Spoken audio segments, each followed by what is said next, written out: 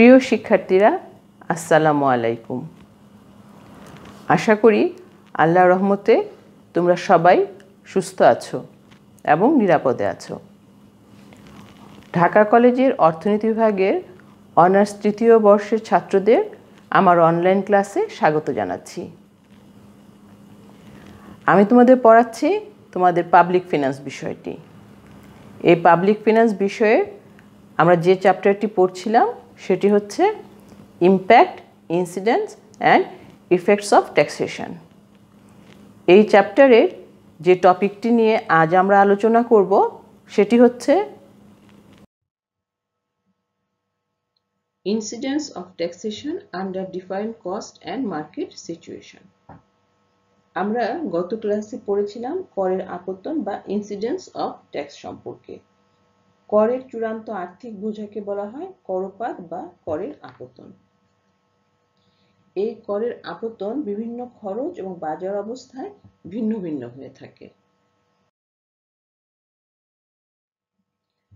আমরা দেখছি incidence of lump sum tax under different cost situation in a perfect competitive market.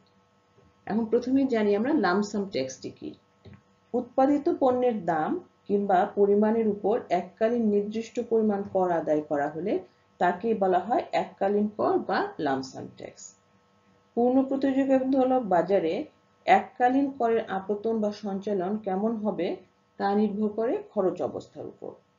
এককালীন কর আরোপের পর প্রান্তিক খরচ রেখা বা যোগান রেখা বাম দিকে স্থানান্তরিত হয়। এবং আমরা জানি যে পূর্ণ প্রতিযোগিতামূলক বাজারে আমরা তিন ধরনের খরচ অবস্থা দেখে থাকি। একটি হচ্ছে স্থির খরচ অবস্থা, ক্রমবর্ধমান খরচ অবস্থা এবং আরেকটি হচ্ছে ক্রমহ্রাসমান খরচ অবস্থা। আমরা এখন যে বিভিন্ন যে খরচ অবস্থা আছে পূর্ণ প্রতিযোগিতামূলক বাজারে এই এককালীন করের আপত্তনটি কেমন হবে তিনটি অবস্থা প্রেক্ষিতে ব্যাখ্যা করব। একটি হচ্ছে incidence of lump sum tax in a perfect competitive market under constant cost situation. দ্বিতীয়টি হচ্ছে incidence of lump sum tax in a perfect competitive market under increasing cost situation এবং incidence of lump sum tax in a perfect competitive market under decreasing cost situation. তো প্রথমে আমরা দেখছি incidence of lump sum tax under constant cost situation in a perfect competitive market.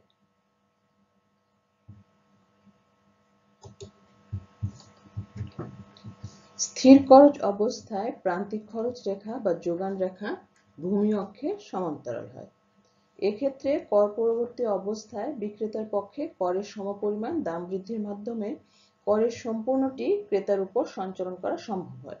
অর্থাৎ এক্ষেত্রে ক্রেতা করের সম্পূর্ণ বোঝা বহন করে, বিক্রেতা কোনো কর বহন করে না। অর্থাৎ এক্ষেত্রে দাম এবং কর পরস্পর সমান হয়। আমরা এখন জিনিসটি চিত্রের মাধ্যমে একটু ব্যাখ্যা করে দিচ্ছি। চিত্রে আমরা ভূমি অক্ষে উৎপাদনের পরিমাণ এবং লম্ব অক্ষে দাম দেখিয়েছি। ডিডি হচ্ছে আমাদের চাহিদা রেখা এবং S equal to MC সেটি হচ্ছে আমাদের যোগান রেখা এবং এখানে দেখতে পাচ্ছি আমরা যোগান রেখাটি হচ্ছে ভূমি অক্ষের সমান্তরাল, কেননা এখানে স্থির খরচ অবস্থা বিবেচ্য। তো আমাদের এই ডিডি চাহিদা রেখা এবং যোগান রেখা পরস্পর ই বিন্দুতে ছেদ করেছে এবং এই ভারসাম্য বিন্দু অনুযায়ী আমাদের দাম নির্ধারিত হয়েছে OP1 এবং উৎপাদনের পরিমাণ হচ্ছে OM পরিমাণ।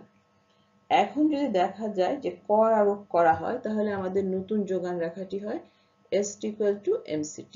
এই রেখাটি হচ্ছে আমাদের নতুন যোগান রেখা, যেটি কিনা আমাদের পূর্ববর্তী যে চাহিদা রেখা DD আছে তার সঙ্গে এ বিন্দুতে ছেদ করেছে এবং এ বিন্দু হচ্ছে আমাদের কর পরবর্তী নতুন ভারসাম্য বিন্দু।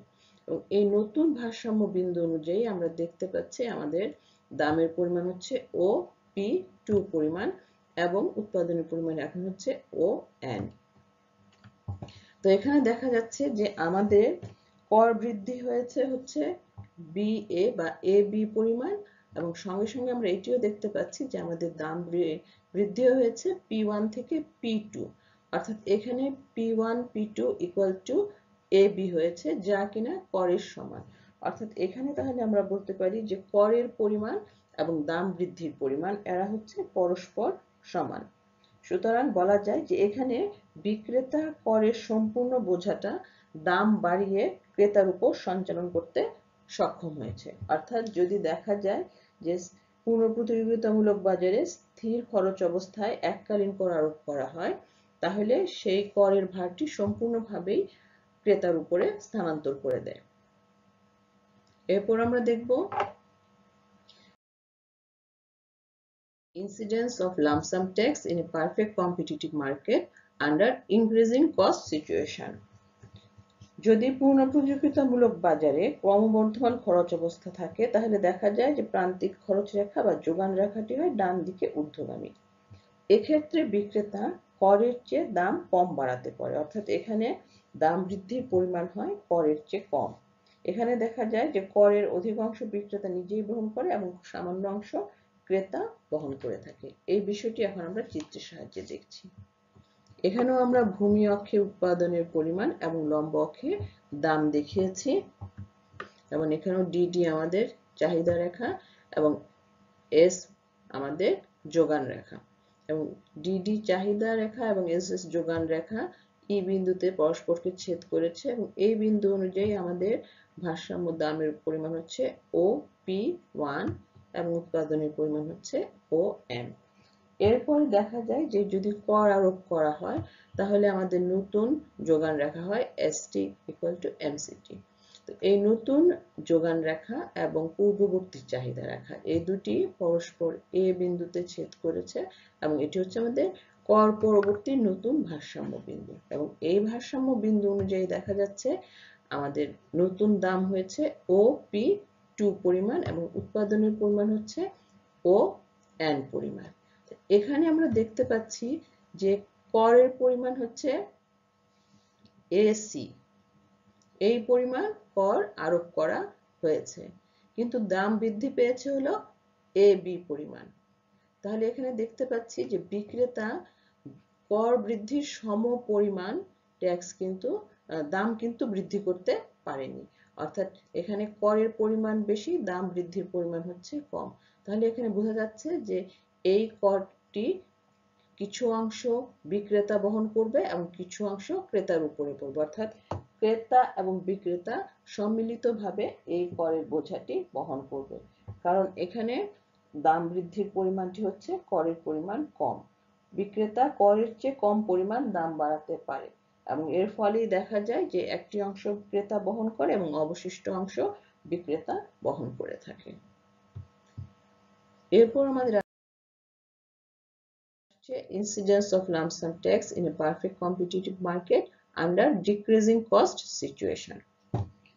যদি ক্রমহ্রাসমান খরচ অবস্থা থাকে, তাহলে দেখা যায় যোগান রেখা বা মার্জিনাল কস্ট রেখা যেটি সেটি হয় ডান দিকে নিম্নগামী, এবং এই ক্ষেত্রে বিক্রেতা করের চেয়েও বেশি পরিমাণে দাম বাড়াতে পারে। এখন দেখি এই অবস্থাটি কেমন। তো এখানে আমরা ভূমি অক্ষে উৎপাদনের পরিমাণ দেখিয়েছি আর লম্ব অক্ষে দেখিয়েছি দাম। আমাদের ডিডি হচ্ছে চাহিদা রেখা এবং এস হচ্ছে আমাদের প্রাথমিক যোগান রেখা, এবং এরা পরস্পর ই বিন্দুতে ছেদ করেছে, এবং ই হচ্ছে আমাদের ভারসাম্য বিন্দু। এই ভারসাম্য বিন্দু অনুযায়ী আমাদের প্রাথমিক দাম হচ্ছে OP1 পরিমাণ এবং উৎপাদনের পরিমাণ হচ্ছে OM। এখন যদি কর আরোপ করা হয়, তাহলে আমাদের নতুন যোগান রেখা হচ্ছে ST = MCT, এবং এই নতুন যোগান রেখাটি আমাদের পূর্ববর্তী চাহিদা রেখার সঙ্গে এ বিন্দুতে ছেদ করেছে, এবং এই বিন্দু অনুযায়ী আমরা দেখতে পাচ্ছি যে আমাদের দাম হচ্ছে OP2 পরিমাণ এবং আমাদের উৎপাদনের পরিমাণ হচ্ছে ON।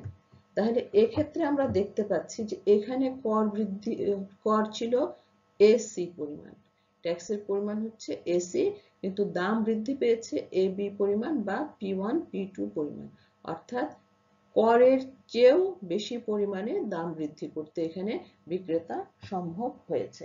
অর্থাৎ এখানে অবস্থাটি তাহলে দেখা যাচ্ছে একটু ভিন্ন ধরনের, যে যদি ক্রমহ্রাসমান খরচ অবস্থা থাকে, তাহলে দেখা যায় যে করের চেয়েও বেশি দাম বাড়ানো যায়, এবং বিক্রেতা তো করের কোনো ভার বহন করেও না, বরঞ্চ করের চেয়ে বেশি দাম বাড়িয়ে সে ক্রেতার উপর অধিক পরিমাণের আর্থিক বোঝা সঞ্চালন করে দেয়। ক্রমহ্রাসমান খরচ অবস্থাতেই শুধু এইরকম একটি ব্যতিক্রমধর্মী অবস্থা দেখা যায়। তাহলে আমরা এককালীন কর 3 ধরনের খরচ অবস্থায় দেখলাম পুনঃপ্রতিযোগিতামূলক বাজারে যে কিভাবে সঞ্চালনগুলো হয়। তো চলো সেটি একটি আমরা একেবারে একটু দেখে নিই। দেখা যাচ্ছে যে স্থির খরচ অবস্থায় করের সমপরিমাণ দাম বাড়ে এবং করের সম্পূর্ণ অংশই ক্রেতা বহন করে থাকে। দ্বিতীয় যে অবস্থাটি আছে সেখানে যদি ক্রমবর্ধমান খরচ অবস্থা থাকে তাহলে দেখা যায় যে করের চেয়ে কম দাম বৃদ্ধি পায় এবং সেক্ষেত্রে করের অংশবিশেষ ক্রেতা এবং অংশবিশেষ বিক্রেতা বহন করে থাকে, অর্থাৎ করের বোঝা কিছুটা ক্রেতার উপরেও পড়ে এবং কিছুটা বিক্রেতার উপরে পড়ে, দুজনে এটি ভোগ করে থাকে। তৃতীয় যেটি হচ্ছে সেটি হচ্ছে ক্রমহ্রাসমান খরচ অবস্থা। ক্রমহ্রাসমান খরচ অবস্থায় দেখা যায় যে করের চেয়ে দাম আরো বেশি বৃদ্ধি পায় এবং এখানে করের অধিক আর্থিক বোঝা ক্রেতাকে বহন করতে হয়, অর্থাৎ করের চেয়েও বেশি অধিক আর্থিক বোঝা এখানে ক্রেতা বহন করে থাকে এবং এখানে বিক্রেতা কোনো ধরনের বোঝাই বহন করে না। এরপরে আমরা দেখব যে পূর্ণ প্রতিযোগিতামূলক অবস্থায় বিভিন্ন খরচের একক করের আপতনটি কেমন হয়ে থাকে। এতক্ষণ আমরা দেখেছিলাম এককালীন কর, এখন আমরা দেখব একক কর। উৎপাদিত পণ্যের দাম এবং পরিমাণ নির্বিশেষে প্রতি এককের উপর নির্দিষ্ট হারে কর আরোপ করা হলে তাকে বলা হয় একক কর। আমি আবার বলছি, উৎপাদিত পণ্যের দাম ও পরিমাণ নির্বিশেষে প্রতি এককের উপর নির্দিষ্ট হারে যদি কর আরোপ করা হয় তাহলে তাকে বলা হয় একক কর। এখন এই একক করটি যদি ভোক্তা বা ক্রেতার উপর বসানো হয় দ্রব্য ভোগের ক্ষেত্রে তাহলে এখানে দেখা যায় যে চাহিদার পরিবর্তন হয় কিন্তু এখানে যোগান রেখার কোনো পরিবর্তন হয় না। একক কর বসানোর পর দাম বৃদ্ধি পাবে কিনা বা কিংবা দাম বৃদ্ধি পেলেও কতটুকু বৃদ্ধি পাবে তা নির্ভর করে বিভিন্ন খরচ অবস্থার উপরে। সেই খরচ অবস্থাগুলো হচ্ছে incidence of unit tax in a perfect competitive market under constant cost situation, দ্বিতীয়টি হচ্ছে incidence of unit tax in a perfect competitive market under increasing cost situation, এবং তৃতীয়টি হচ্ছে incidence of unit tax in a perfect competitive market under decreasing cost situation। অর্থাৎ এখানেও আমরা স্থির খরচ, ক্রমবর্ধমান খরচ এবং ক্রমহ্রাসমান খরচ অবস্থায় একক করের আরোপ হলে তার সঞ্চালন কিভাবে হয় সেটি ব্যাখ্যা করব। তো প্রথমে আমরা দেখছি incidence of unit tax in a perfect competitive market under constant cost situation। এখানেও আমরা ভূমি অক্ষে উৎপাদনের পরিমাণ এবং লম্ব অক্ষে দাম দেখিয়েছি। ডিডি হচ্ছে আমাদের প্রাথমিক চাহিদা রেখা এবং এখানে S equal to MC যেটি marginal cost equal to supply curve সেটি হচ্ছে আমাদের যোগান রেখা এবং এই রেখাটি এখানে ভূমি অক্ষের সমান্তরাল, কারণ আমরা বলেছি এখানে আমরা স্থির খরচ বিবেচনা করে নিয়েছি। এখন দেখা যায় যে এখানে যদি যে আমাদের ডিডি চাহিদা রেখা এবং এস যোগান রেখা তারা পরস্পর ই বিন্দুতে ছেদ করেছে এবং এই অনুযায়ী আমাদের ভারসাম্য দাম নির্ধারিত হয়েছে OP1 পরিমাণ এবং ভারসাম্য উৎপাদনের পরিমাণ হচ্ছে OM।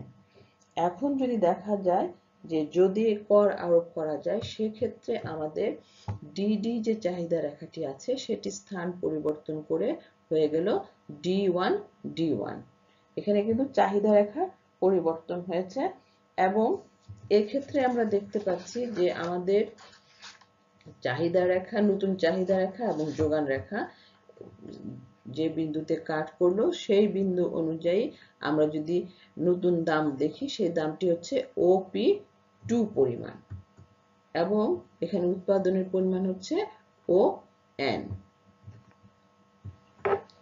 তাহলে আমরা এখানে দেখতে পাচ্ছি যে আমাদের এখানে হচ্ছে ট্যাক্স বৃদ্ধির পরিমাণ হচ্ছে AB এবং দাম বৃদ্ধির পরিমাণ হচ্ছে P2 P1, অর্থাৎ যে পরিমাণে কর বৃদ্ধি পেয়েছে ঠিক একই পরিমাণে কিন্তু আমাদের দামও বৃদ্ধি পেয়েছে।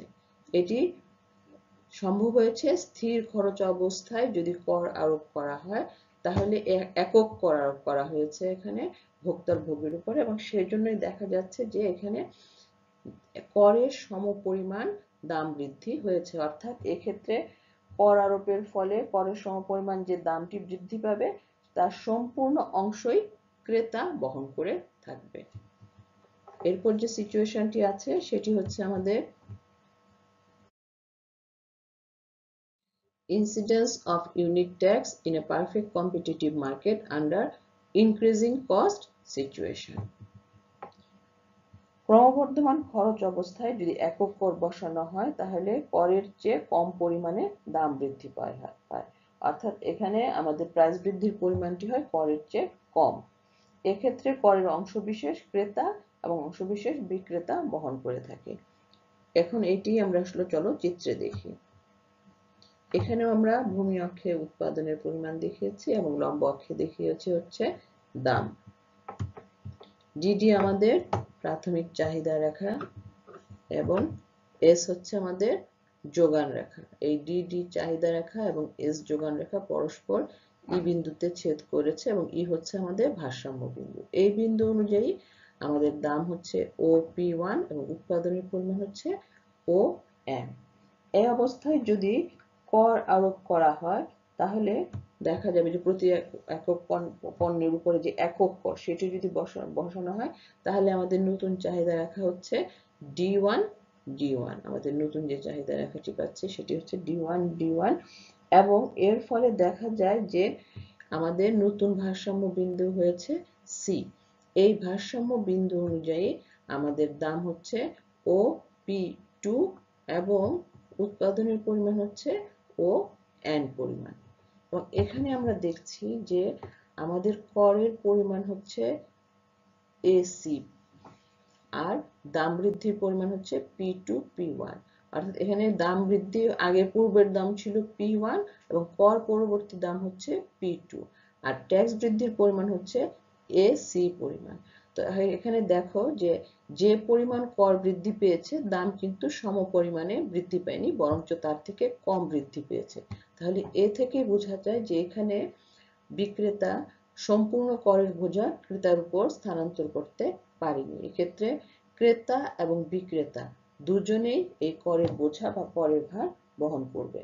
যেহেতু দাম বৃদ্ধির পরিমাণ করের চেয়ে কম, তাহলে দেখা যায় যে ক্রমবর্ধমান খরচ অবস্থায় একক করের অংশবিশেষ ক্রেতা বহন করে এবং অংশবিশেষ বিক্রেতা বহন করে থাকে।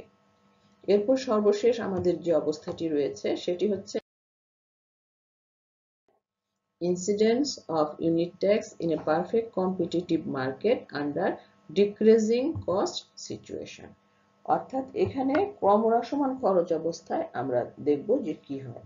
ক্রমহ্রাসমান খরচ অবস্থায় যোগান রেখা বা মার্জিনাল কস্ট রেখা সেটি বাম দিক থেকে ডান দিকে নিম্নগামী হয়, এবং এখানে যদি পণ্যের উপর একক কর আরোপ করা হয় তাহলে করের চেয়ে বেশি পরিমাণে দাম বৃদ্ধি পায়। অর্থাৎ করের চেয়ে অধিক পরিমাণে আর্থিক বোঝা ক্রেতাকে বহন করতে হয় এবং বিক্রেতা এখানে কোনো ধরনের করের ভার বহন করে না।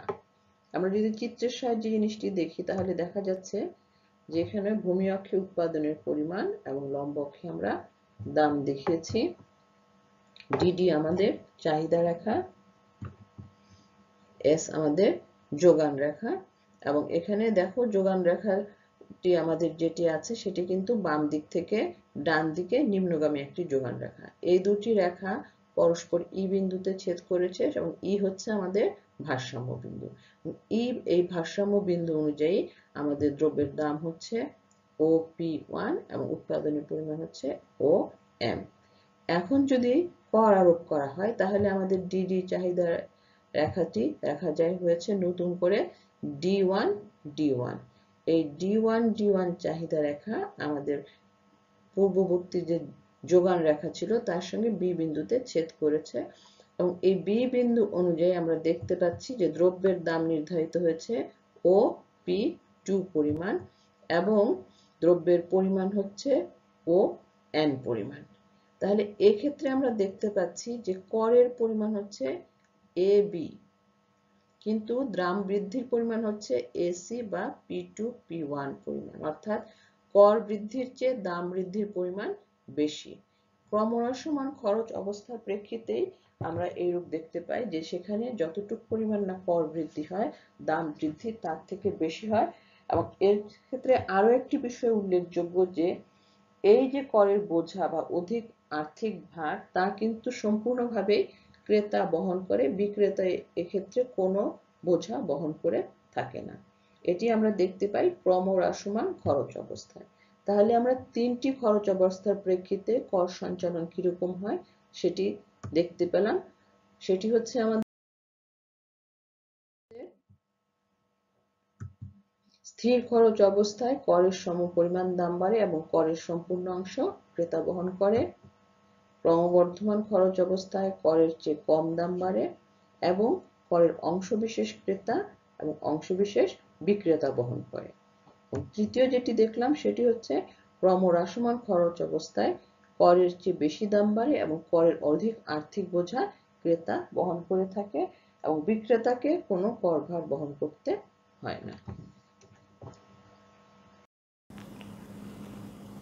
তো প্রিয় শিক্ষার্থীরা, আজ আমরা যে টপিকটি নিয়ে আলোচনা করলাম সেটি একটি মাত্র বাজার পরিস্থিতি নিয়ে আমরা আলোচনা করেছি।